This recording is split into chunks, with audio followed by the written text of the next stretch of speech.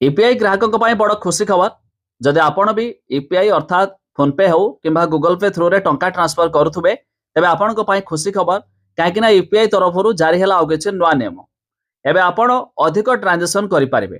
ତେବେ यूपीआई ଏହାର ଟ୍ରାଞ୍ଜାକ୍ସନ୍ ଲିମିଟ୍କୁ ବୃଦ୍ଧି କରିଛି, ଯାହା ଆମେ ଭିଡ଼ିଓରେ ଜାଣିବା। ଶେଷ ପର୍ଯ୍ୟନ୍ତ ଦେଖନ୍ତୁ। ହେଲେ ତା ପୂର୍ବରୁ ଭିଡ଼ିଓକୁ ଲାଇକ୍ କରନ୍ତୁ। ସବସ୍କ୍ରାଇବ୍ କରିନଥିଲେ ଏବେ ସବସ୍କ୍ରାଇବ୍ କରି ପାଖରେ ଥିବା ଘଣ୍ଟି ଚିହ୍ନକୁ ଦବାଇ ଦିଅନ୍ତୁ। ସାଧାରଣତଃ यूपीआई ମାଧ୍ୟମରେ ଟଙ୍କା ପଠାଇବାର ସୀମା 1 ଲକ୍ଷ ଟଙ୍କା ଥାଏ, କିନ୍ତୁ ଏବେ ସେପ୍ଟେମ୍ବର 15, 2025 ଠାରୁ କିଛି କାରବାର ପାଇଁ ଏହି ସୀମାକୁ ଯଥେଷ୍ଟ ବୃଦ୍ଧି କରାଯାଇଛି। ତେବେ ଏନପିସିଆଇ ଏହି ପରିବର୍ତ୍ତନ ଘୋଷଣା କରିଛି। ଏହାଦ୍ୱାରା ଟିକସ ଦେବା, ବୀମା ପ୍ରିମିୟମ ଦେବା, ଋଣ ଇଏମଆଇ ଦେବା, ଷ୍ଟକ୍ ବଜାରରେ ନିବେଶ କରିବା ଭଳି କାରବାର ପାଇଁ ଏବେ 24 ଘଣ୍ଟା ମଧ୍ୟରେ 10 ଲକ୍ଷ ଟଙ୍କା ପର୍ଯ୍ୟନ୍ତ ଦେୟ କରାଯାଇପାରିବ। ଏହି ବର୍ଷ ଟିକସ ଦେବାର ଶେଷ ତାରିଖ 15 ସେପ୍ଟେମ୍ବର 2025।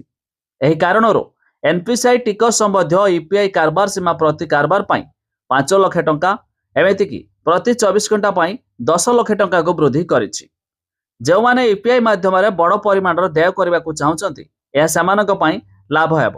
P2M ଅର୍ଥାତ୍ ପର୍ସନାଲ ଟୁ ମର୍ଚାଣ୍ଟ କାରବାର ପାଇଁ ଲାଗୁ ହେବ।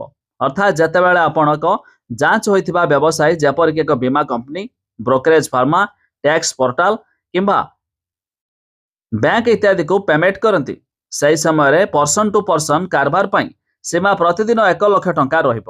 ଏଣିକି ଆପଣ ଥରକେ 5 ଲକ୍ଷ ଟଙ୍କା, 24 ଘଣ୍ଟାରେ 10 ଲକ୍ଷ ଟଙ୍କା ପର୍ଯ୍ୟନ୍ତ ଟ୍ରାଞ୍ଜାକ୍ସନ୍ କରିପାରିବେ। ତେବେ ଆପଣମାନେ କେଉଁ यूपीआई ବ୍ୟବହାର କରନ୍ତି ତାହା ନିହାତି କମେଣ୍ଟ କରି ଜଣାଇବେ।